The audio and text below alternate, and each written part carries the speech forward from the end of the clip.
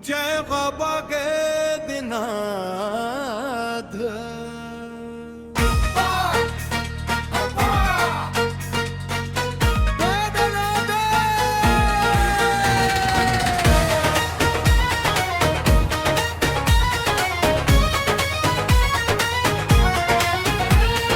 हर हर महादेव गूंजे लागल चारों ओर, सावन के महीन बाबा बोल बम के शोर। झारखंड के धरती बाबा के निवास, भूली मत जइहा देवघर बाबा धाम। देवघर के महिमा गावे सगरो जहां, यहाँ पूरा होके भक्तन के हर अरमान।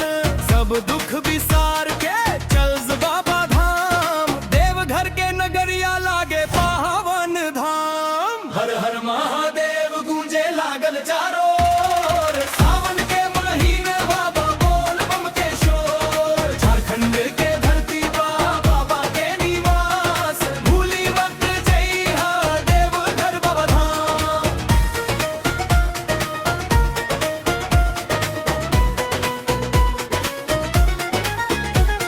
सावन के सोमरिया के अलगे बा पहचान, घर घर में बाजे लागे है भोले के भजनवा।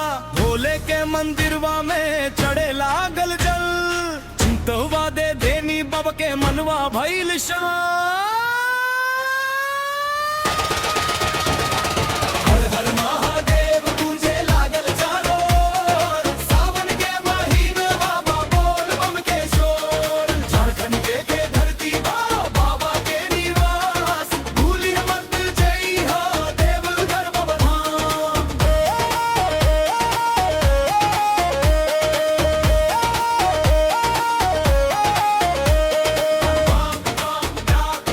होके दौड़े कांवरिया, रुकत बाना थाकत बाना लेत बा मोहन पिया।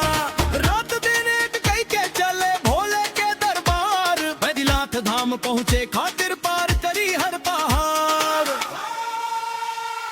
हर हर महादेव गूंजे लागल चारों ओर, सावन के महीने बाबा बोल बम के शोर। झारखंड के धरती बाबा के निवास, भूली मत जइहा देवघर बाबा धाम।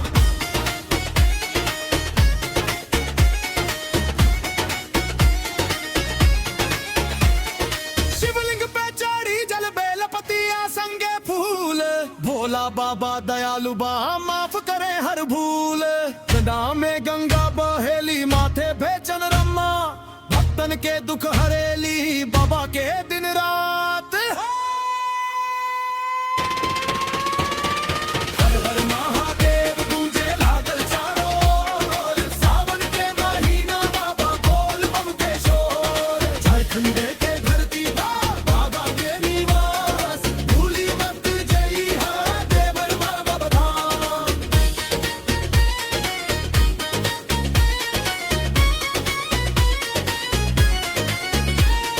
कांवर उठा के चलल बा भोला के भक्त हो, मन में बा भक्ति या तन में बा शक्ति हो।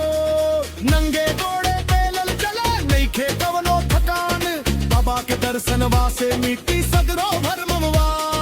हर हर महादेव गूंजे लागल चारों ओर, सावन के महीने बाबा बोल बम के शोर। झारखंड के धरती बाबा के निवास, भूली मत जइहा देवघर बाबा धाम। बोल हर महादेव गूंजे लागल चारों ओर, सावन के महीने बाबा बोल बम के शोर। झारखंड के धरती बाबा के निवास, भूली मत जइहा देवघर बाबा धाम। देवघर के महिमा गावे सगरो जहान, यहाँ पूरा होके भक्तन के हर अरमान। सब दुख विसार के चल बाबा धाम, देवघर के नगरिया लागे अति पावन। हर हर महादेव गूंजे लागल चारों ओर, सावन के महीने बाबा बोल बम के शोर। झारखंड के धरती बाबा के निवास, भूली मत जइहा देवघर बाबा धाम।